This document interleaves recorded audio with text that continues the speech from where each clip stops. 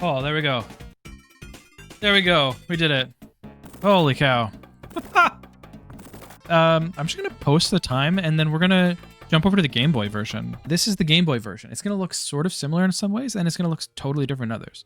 I think this picture of one of them, Joe or Mac, is terrifying, actually.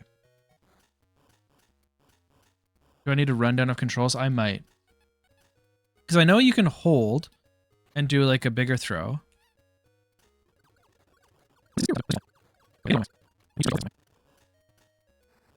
Oh, you can super jump. Oh, okay. I didn't realize you had to hold up. I didn't realize you had to hold up. I didn't realize you had to hold up. I didn't realize you had to hold up. How did he do that? How did he do that? What lightning? What lightning? Oh, I had the lightning weapon there? I mean, there's no lightning weapon in the other one, so I'm not used to... So I don't know. There's a boomerang right here. Did I actually get that item, or was it just like a weird glitch? Well, you see, it's just a matter of skill, Uchi. When you've been doing this as long as I have, speedrunning, just come up with fucking items that don't exist. Wait, did Zerek just imply I have a skill issue?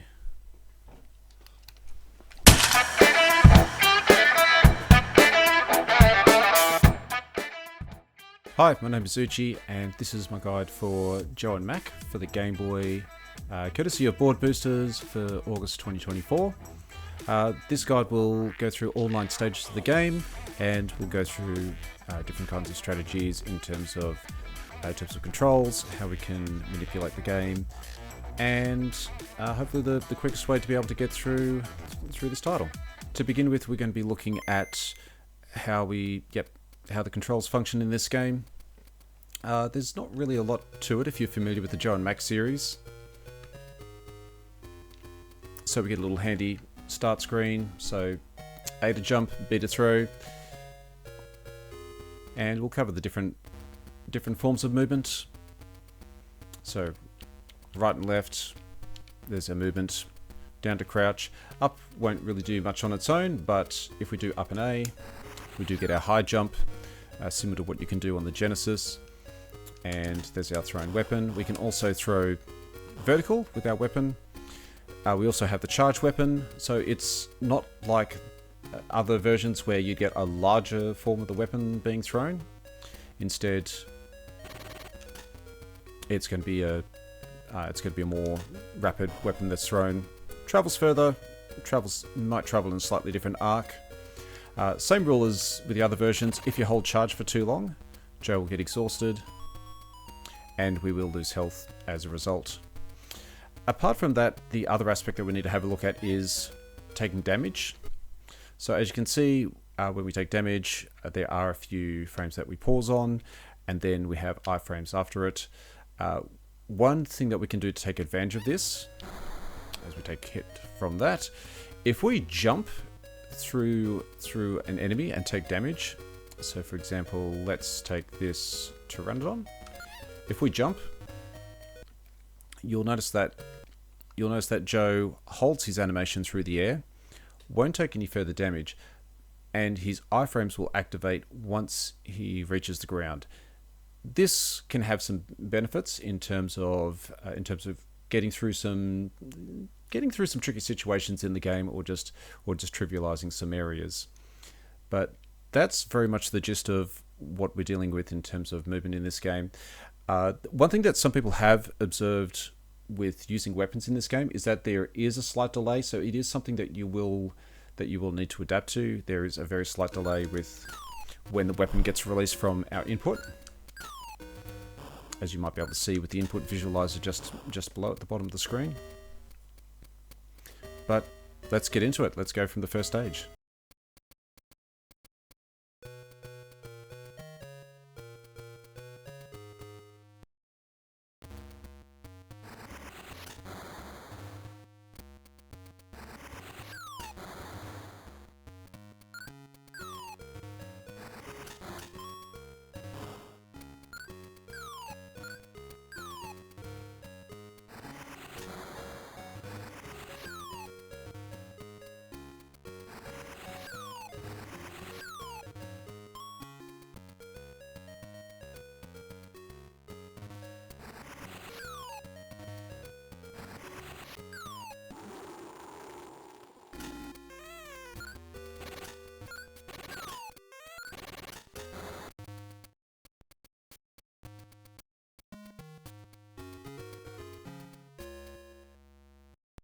So let's break down stage 1. So after our reset of the game, we will start timer when we hit start on the start game screen. And we will super jump over the first 2 enemies and do a thrown weapon in the air to take out 2 airborne enemies, the plane and our flying creature.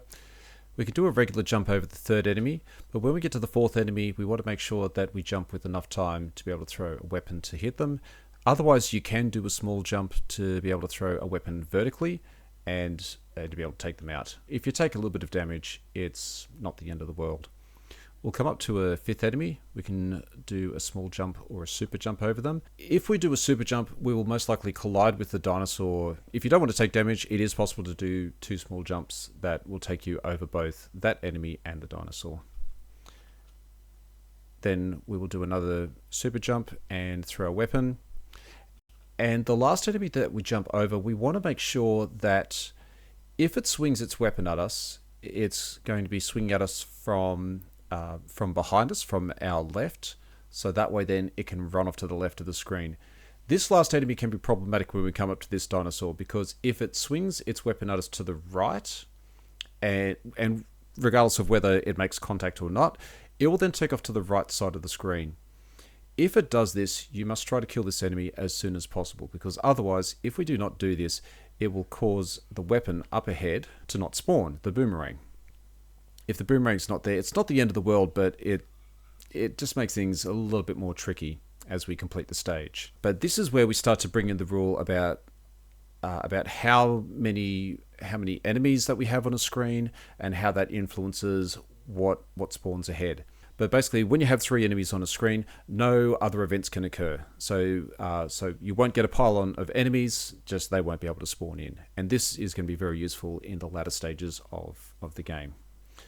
Then we come up to the boss. So we want to have charged boomerang, and we want to be in mid-air to throw our first weapon, because if we can get our first thrown weapon off, like a charge shot off, when we hit the ground, we then complete our scared-looking animation. So it just means that we get a little bit of a head start with damage on the boss. So with the boomerang, we want to get 4 hits with 4 charge hits. If you don't have the boomerang, if you've got the stone axe, I think it's the same amount of hits. It should still be 4 hits. And the only thing we really need to watch out for are going to be the boulders that are coming out of this T-Rex's mouth. Now, there is the possibility as well that you have some enemies that come onto the screen beforehand. You'll notice that there was the dinosaur in this case. It is possible to have the pteranodon or pterodactyl, whatever you want to call it, the little flying dinosaur that comes on the screen. Just take it out with 1 boomerang, just a standard boomerang. Now, there's also the possibility of picking up the lightning weapon on the first stage of this game, something that we wouldn't pick up until stage 5. So we're going to look at the trick in terms of how we can pick it up. This was something that was discovered completely by accident by Zarek, and been able to figure out how to make this work. We go through the first section as normal.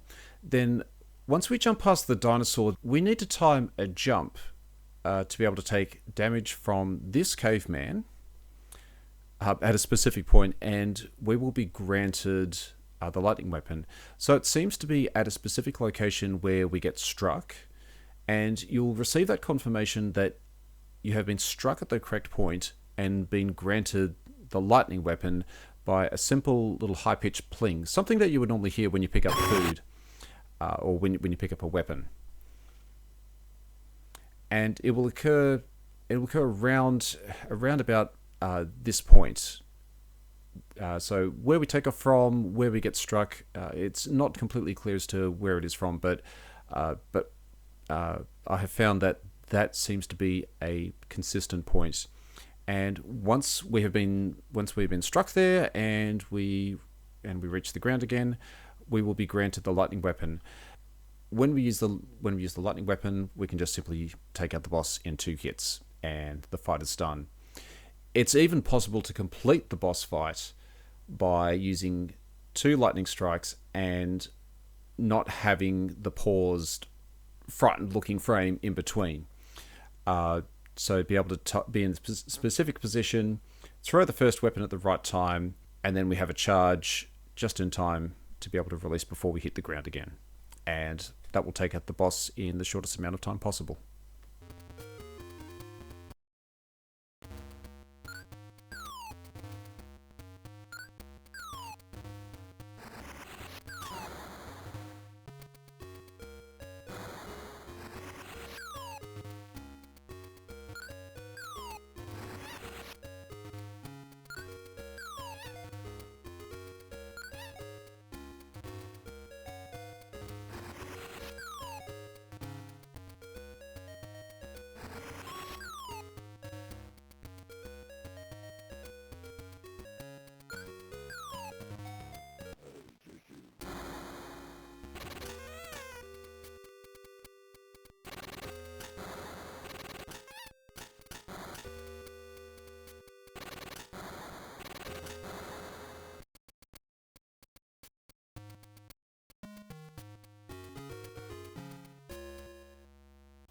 In stage 2, there is the possibility of getting a little bit of variation in some sections, so I'll try to draw attention to these as we go through.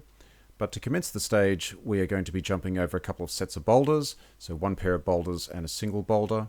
And as we approach a bridge, we're going to be doing a super jump over one dinosaur and hitting a pteranodon midair. Towards the end of this section, there is the possibility that a caveman may appear. If there is a caveman, simply do a jump and take a hit from the boulder that the caveman is going to throw. After this, we're going to come to a swampy section. There are pitfalls that might be hard to pick up on, that are simply little water areas that, we don't want to land in those. Simply a pitfall and you will take damage. So we'll have various plants. We want to do a high jump onto the top ledge, walk off, and then jump the gaps. Super jump to take a boost, and then we go across the bridge. Coming up to this bridge, there may be a caveman that appears. If we can make contact with the caveman and have it run to the right, this will be very ideal, because there will be another caveman along this section that will take a damage boost from as well. Even if you're on really low health, you'll be relatively safe coming up to the plant boss. But if we have two of these cavemen running along this section, we will cause all enemies to despawn leading up to the boss.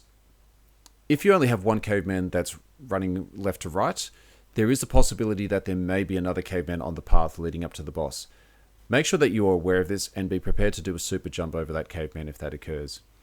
If you only have one caveman running up to the boss, there's a very good chance that you'll have a little dinosaur on the ground. You will need to take out this dinosaur, and there's also a possibility of having a pteranodon flying in from the left side of the screen. The stage 2 boss is going to take 6 charged boomerang shots to defeat. The boss will not always be active to be able to deal damage to, so there will be some downtime periods where you'll need to make sure that you're not standing too close to the boss, because otherwise you can get eaten. And at the same time, you don't want to be standing too far back, because otherwise you might get hit by seeds. There is a comfortable spot just in front of the boss to be able to stand, so then you can dodge the seeds but not be eaten at the same time. Once you've dealt your 6 charged shots, the boss will be dead. If you happen to have the lightning weapon, you'll only need to take 3 charged shots to be able to defeat the boss, and to be able to get past that boss significantly quicker. You'll even possibly skip the seeds that spawn from this boss as a result.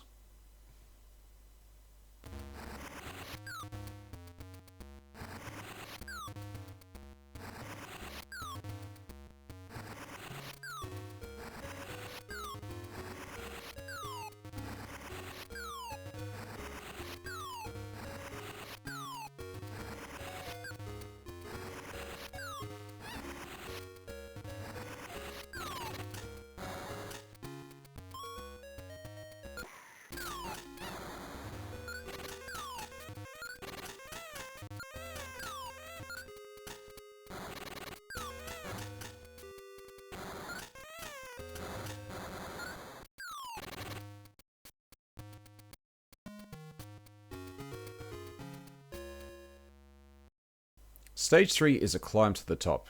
We need to make sure that the screen completely scrolls before we continue any further. We will ascend a few ramparts, get to a flat section, and we want to stay to the left underneath a little platform section.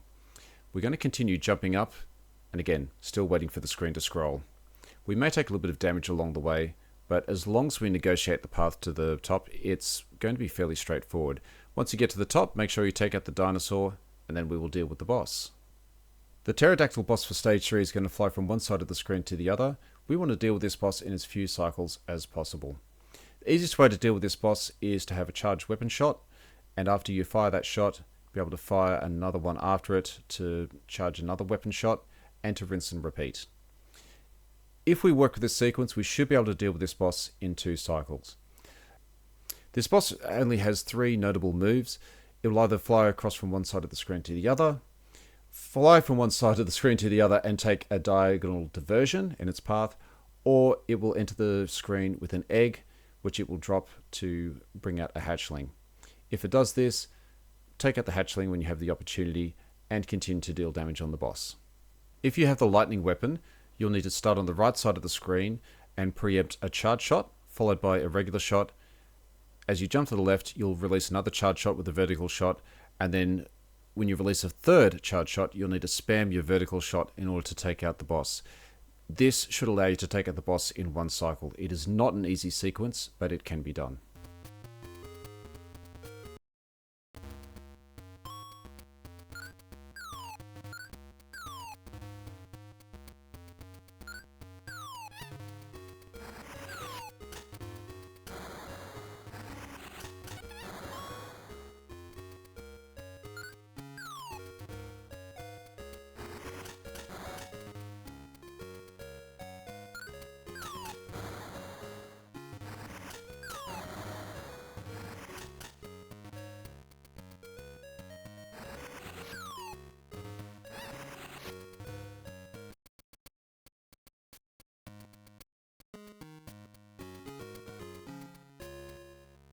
Stage 4, we are going to navigate our way through a miniature gauntlet. We're going to pick up a stone wheel, and then in the example, we dodge the first 2 boulders, and then we'll take a damage boost off the 3rd boulder. At the end of a platform, we're going to do a high jump across, take out an enemy, and then as we make our way across, we'll have some more enemies that we need to take out as we go along. You will be able to pick up some health along the way, most likely. There'll be a couple more enemies, and then we'll be at a sequence where we need to wait for a moving platform to rise up to the top. Once it gets high enough, we'll be able to go across the platforms in a sufficient sequence, descend the other side, and then coming up to the end of the stage, we will take a damage boost through the large boulder. All that we need to do is delay doing a high jump at the last moment possible. Unlike the Genesis version of the game, there's no difference between going onto the higher or the lower platform. You'll be going onto the same stage at the conclusion of this level. If you have the lightning weapon, you'll want to hang on to this weapon for the entire stage. Again, go through your sequence of either damage boosting through one or multiple boulders. Once you get to the end of the platform, you'll do your super jump, take out the enemy, jump to the top, and take out another enemy at the top. You'll be able to one-shot that enemy. Jump the gap, and then you'll need to jump a bit earlier to take out the Pteranodon and do a small jump to boost through the enemy. You'll do a super jump that will take you onto a low-lying platform. You'll need to jump quickly to get to the upper platform, and then do another super jump from there. You'll most likely need to take out another enemy along the way, although with a well-timed shot, you should be able to take out this enemy and then be able to get across. You carry through the level the same way as you would normally, and that should allow you to carry through that stage without stopping your momentum, thanks to the lightning weapon. You might be able to do this with the stone wheel, but it will be a lot more difficult.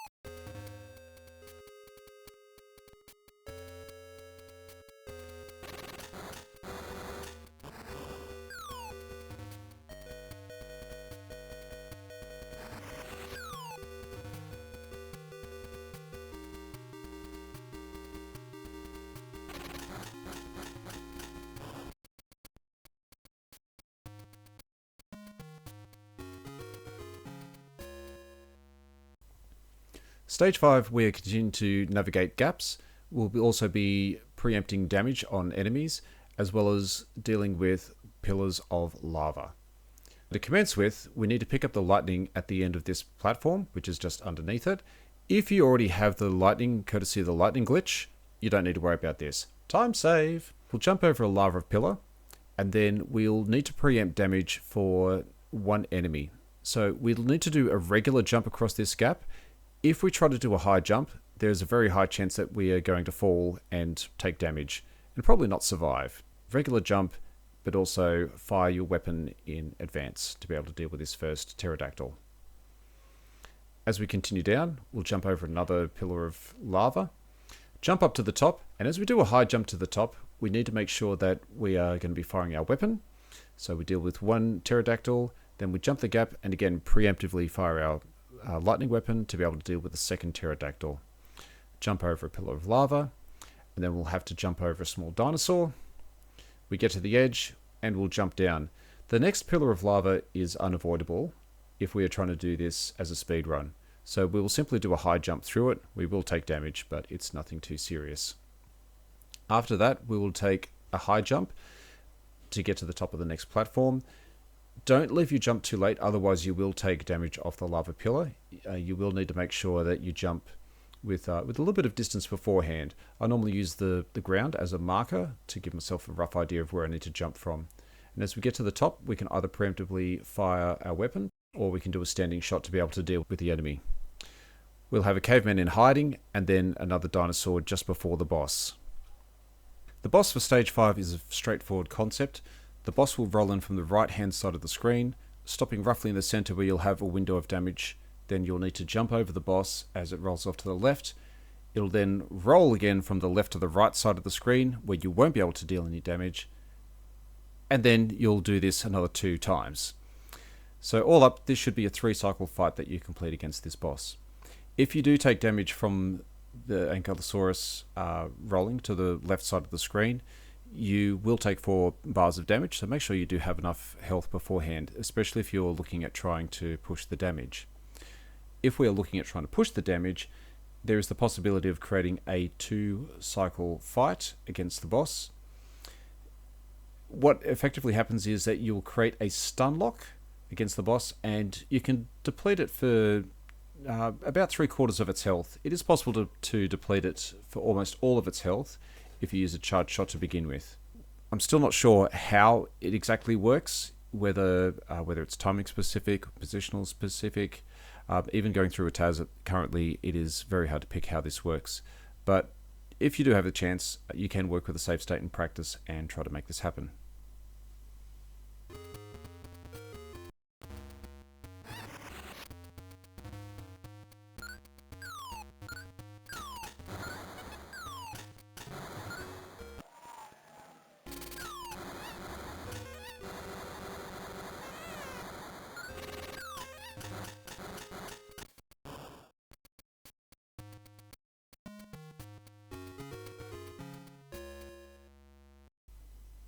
Stage 6 is going to be a straightforward stage. All that we need to do in this stage is jump through a set of falling boulders to take a damage boost, jump over to one dinosaur, and then as we approach the boss area, we'll just be taking out a pteranodon or 2, and we'll be on to the mammoth. To take out the mammoth, all that we need to do is use a charge shot to be able to deal a sufficient amount of damage as it prepares to charge in. Make sure you jump before you release this shot, so that way you can avoid the scared animation, and you might be able to fire 1 or 2 shots after that. It's unclear as to what is the best method to use to be able to take out this boss. You can use a couple of charge shots if you want to, but you also have the advantage of being able to attack in close range with your projectiles, and they will come off cooldown immediately. So a very similar effect to what Buzzsaw Girl did in Defenders of Dynatron City for those that did the Board Boosters run. So you'll have a couple of different strategies you can utilize to the best of your ability. As I said, it's unclear as to what is the best strategy to use. Find what is comfortable for you. Try to finish the fight with the mammoth as close to being off screen as possible.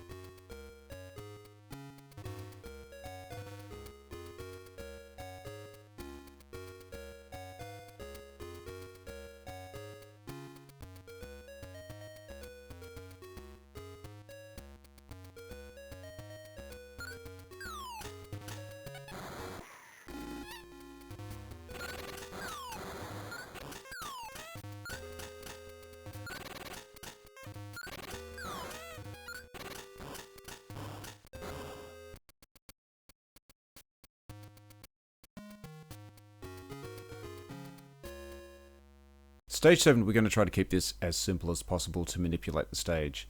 after 1 or 2 steps, you'll need to do a high jump through the lightning, and this is going to do a couple of things. First of all, we damage boost through it, so we have continued momentum, but secondly, we have a manipulation on bird enemies that remain high in the air instead of being at lower level ground. After we pass the birds, we'll be coming up to a ledge, and there'll be a couple of rocks that we're going to use as a visual guide on the ground. When we get to the middle of these rocks, we're going to do a high jump to get to the top platform, and we're going to take damage from the caveman that is at the top. If the caveman deals damage to us first, we will incur iframes, which will allow us to pass through another lightning bolt. Lightning takes half of our health, and 2 strikes of these will render us dead for the stage. So what we're going to do, we are going to cause an enemy overload in order to manipulate no more lightning to occur on the stage. So if you are successful with jumping through that first enemy, then you'll continue to the right. You'll need to damage boost through another enemy, and then after this, we will jump through a third enemy. And by jumping through the third enemy, we should have 3 enemies on screen as we continue to move to the right, and there'll be no other events that occur. There'll be no other enemies, and there'll be no other lightning that appears on screen. Approaching the end of the stage, there will be one small dinosaur that we need to deal with, whether you attack it from approaching the screen or attack after jumping over it, and then we'll be on to the boss. The boss for this stage is very similar to the one from stage 3, only this time eggs aren't going to be dropped. We will have hatchlings that will fly onto the screen instead. So same concept as last time, although the boss will start in a lower position, so you probably don't want to start too close to the right side of the screen this time, especially if you've taken the damage boost and you are down to 1 point of health. Simply fire a lot more projectiles on a horizontal line rather than a vertical line. If your shots are going to the left, you'll automatically take out the hatchling, and you should be able to complete this boss fight in 2 cycles. If you end up going into a 3rd cycle, just rinse and repeat with either firing horizontal or vertical shots if the boss is in a higher position, using combination of charged and standard shots.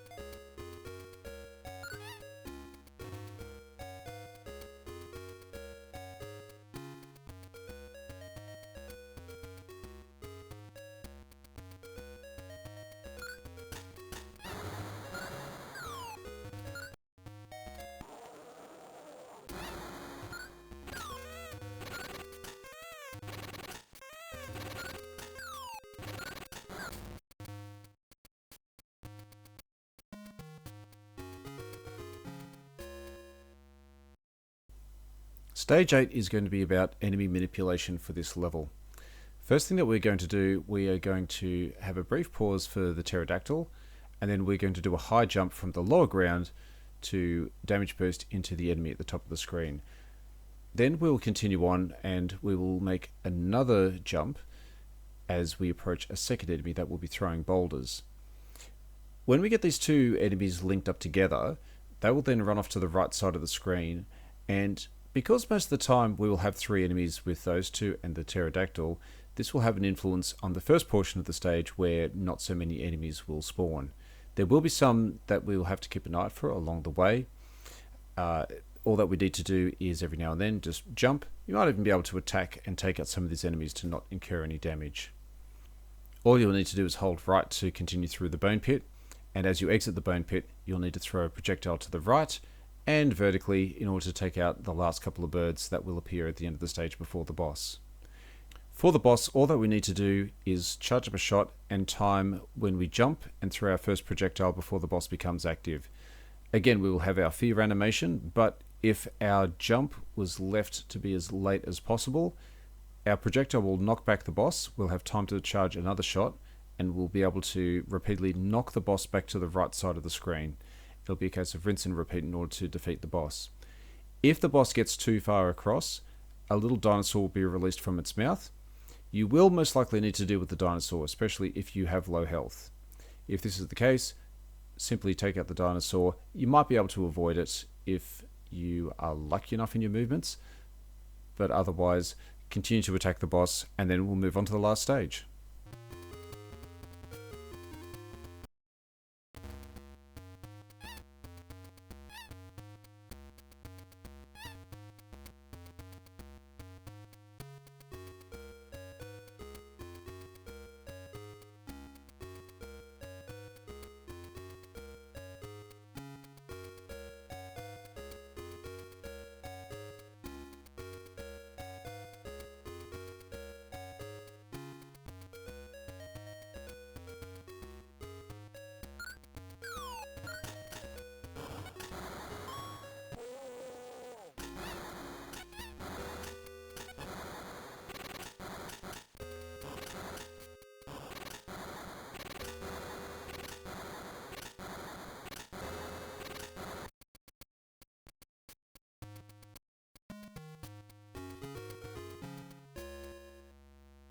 For stage 9, all that we need to do is hold right for righteousness.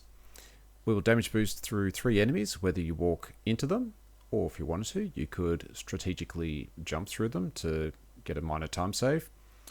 And we just hold right to get to the end of the screen. So, as we approach the boss area, all that we need to do is jump after we see all the wiggly bits in the background once they disappear. So we will do a jump, just a short distance in, and then we'll fire 2 projectiles to take out a lone dinosaur and stand on the right side of a heart. Yes, that is meant to be a heart. With the boss fight, there are going to be one of 3 events that occur. You'll either have a pterodactyl fly in from the left, a boulder drop from the top, or a T-Rex coming in from the right side. The T-Rex is the worst enemy you have to deal with because they require 2 standard shots to be able to eliminate them. Otherwise, 1 shot for the pterodactyl. And if you're standing on the right side of the heart, then all you need to do is fire your projectiles up and let the boulders run off screen. So as long as the boulder isn't destroyed, another enemy won't be able to enter the fray. So only 1 encounter can occur at a time during the heart boss fight. And once you've taken out the heart with preferably your charged hits, then that's it. That is time. And this concludes the guide for Joe and Mac for Game Boy.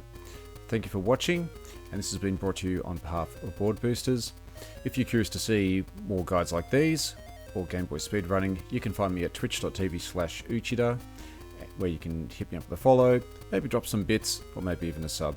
Until next time, thank you, and bye for now.